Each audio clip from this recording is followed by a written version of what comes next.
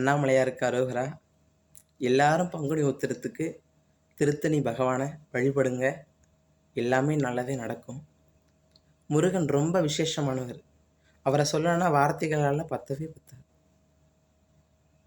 நம்ம சகோதர மாதிரி அவர் நம்ம கூடவே இருப்பார். நீங்கள் பேசணும்னு நினச்சிங்கன்னா, நீங்கள் அவர் கூட பேசணும்னு நினச்சிங்கன்னா, நீங்கள் பங்குனி உத்திரத்துக்கு திருத்தணி பகவானை வழிபடுங்க. முதலில் போக வேண்டிய இடம் குளத்தங்கரை.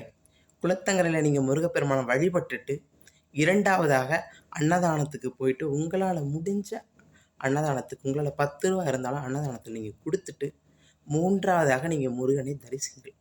நிச்சயமாக உங்களுடைய வாழ்க்கையில் ரொம்ப நீங்கள் எதெல்லாம் கிடைக்கலன்னு நினைக்கிறீங்களோ அதெல்லாம் உங்களுக்கு கிடைக்கும். நீங்கள் அந்த தளத்தை விட்டுட்டு இங்கே வீட்டுக்கு வர்றதுக்குள்ளே உங்களுக்கு ஒரு நல்ல செய்தி உங்கள் வீட்டை தேடி வரும். நீங்கள் நல்ல பக்குவத்தை அடைவீங்க.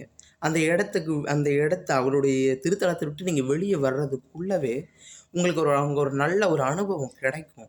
நிச்சயமாக சொல்கிறேன், வெள்ளி தெய்வானையோட காட்சி தரக்கூடிய இடம். அது ரொம்ப சிறப்பான இடம். பங்குனி உத்திரத்துக்கு முருகப்பெருமான திருத்தணியில் வழிபடுங்கள். முருகப்பெருமான் எல்லாரையும் வாழ வைப்பார்.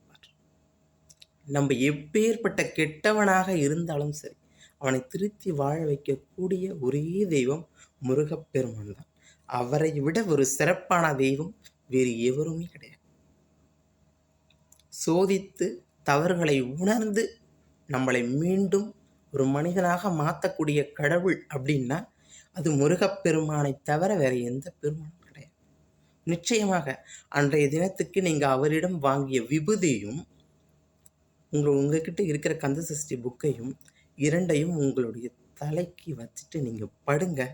நிச்சயம் முருகப்பெருமான் உங்களுக்கு காட்சி கொடுப்பார்.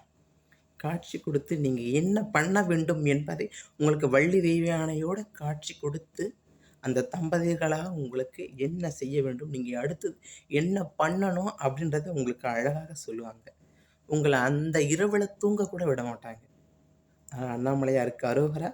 நீங்கள் முருகப்பெருமான பங்குனி உத்திரத்துக்கு நிச்சயமாக திருத்தணிக்கு போங்க. எல்லாம் நல்லதே நடக்கும். அண்ணாமலையாருக்கு அரோகரா.